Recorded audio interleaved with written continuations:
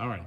We are here with Braulio Mendoza. Braulio Mendoza. Yeah, and we're talking about immigrants this week. And you are an immigrant. Can you tell us a little bit about where you came from and what your journey was to get here? I'm sure it wasn't easy. No, I'm from Guanajuato, Mexico, which is right in the middle of the country. I came to the States in 2006, 2007, somewhere there. Yeah. I came to visit family in Arizona, and I decided to move to Iowa with some friends.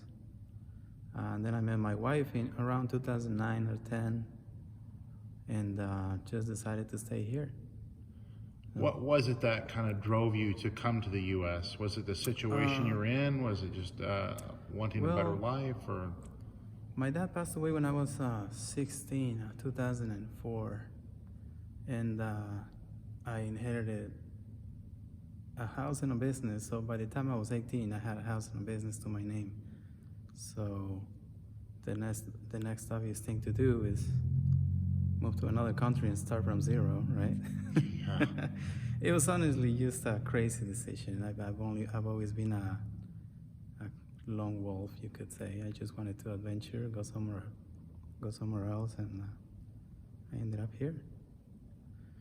What has been one of the challenges of trying to assimilate to American culture? I think your English is very good. I imagine that would be challenging. Are there other cultural challenges that you experience? To be honest, I understand that challenge, but it never was for me. English was actually very easy. I actually assimilated the culture also very fast. That's actually one of the reasons I decided to stay, because I just like it here. I like the culture, I like the people. Everybody's nice, and my wife's family are from a small town in Iowa, Monona. I don't know if you folks have heard about it. Small town, but everybody's always been so nice since day one. They've been nice to me, welcoming. Yeah. How did you two meet? We used to work at Red Robin together a long time ago. She was a bartender. I was one of their cooks, and she just fell in love. She fell in love, or you fell in love? Might have been a little bit of both. But yeah. And I was honored to do your wedding, and you had it here at First Lutheran. Mm-hmm. What was that like, having a wedding here in this church? It was very nice. Church didn't look like this those days. Looks a lot nicer now. But it was very nice, yeah. How have you experienced? Glad we could do it here. And how have you experienced the First Lutheran family? What's it been like for you? So after I met my wife, like I said, around 2010 or so, she introduced me to this church. I was raised a Catholic, like most Mexicans, and I just liked it. A very nice church. Everybody's nice. The pastors are all right. So, yeah. Tell us about the day you became a citizen. I'm actually just a legal resident. I'm not a citizen yet. Oh, okay. But through my wife, we got married, and we took care of that. Took a few years, but we took care of it. A lot of paperwork, but I wouldn't say it was complicated. Do you have a different feeling now that you have official status rather than? Well, I've never had it hard, to be honest.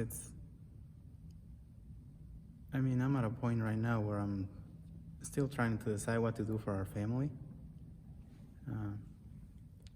All the doors open pretty much, so it's kind of just like, which door do you want to open? Like, where do you go next? But honestly, there's so many doors that it's taken me a while to decide. Mm-hmm.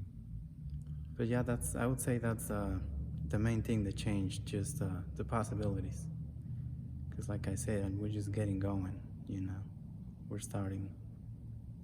And I just heard a decent sermon recently that immigrants are go-getters more than American citizens.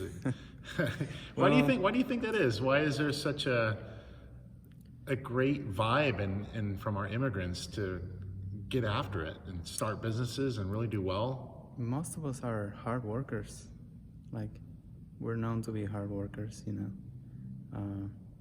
I guess it's because we don't come from wealth, most of us, that we're just working hard and getting what we want, I guess. And can you tell us one of the challenges of maybe we don't know about what life has been like as an immigrant here in the United States? What would you like to tell somebody who doesn't share your life story, and what's been one challenging aspect? Well, I see for most people the most challenging thing is the language barrier. I mean, like I said, it hasn't been too hard for me, but I do understand that challenge. I have helped several people translate here and there, you know. Yeah, I'd say that's the hardest thing for most people. It wasn't for me, but I know it is. And what's been one of the joys that you've experienced living in America as someone who's come from another place? Definitely the culture. It's very different. But like I said, I liked it. Everybody's nice and welcoming, and yeah. Do you keep in touch with people back home? Yeah. I'm actually planning a trip down there by the end of this year, hopefully. Call my mom every week.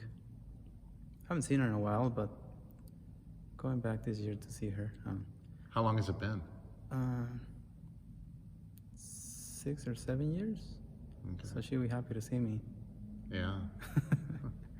Yeah. Yeah, But yeah, but- I do call her every week. I do stay in touch with my brothers. I have 2 brothers and a sister. We do talk daily. So So you have a pretty good phone bill then. well, it came with a plan, so it doesn't really cost Yeah. much more than usual. Do you ever do FaceTime or Zoom or anything Every like now and then, that? Yeah. yeah. Mostly just phone calls, but FaceTime every now and then also. Finally, you strike me as a guy who has a pretty steady faith. Can you talk about how your faith has helped you on your journey and helped so many immigrants? Well, my family was very Catholic growing up, you know. Was raised going to church most Sundays. I might have not stayed in touch with God as much as I should have in my early 20s, but after meeting my wife and she introduced me to this church, which is, you know, everybody here is nice and very welcoming, so I got back into it. And I feel like it's definitely helped me a lot personally and with my family. You know, we're very close, and it's another way to connect with each other, you know, through church and God. And yeah.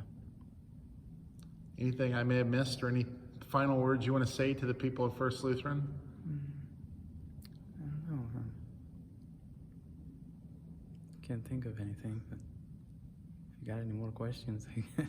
That's it. Thank you for your time and sharing your story, and thank you. God bless every one of our immigrants we have.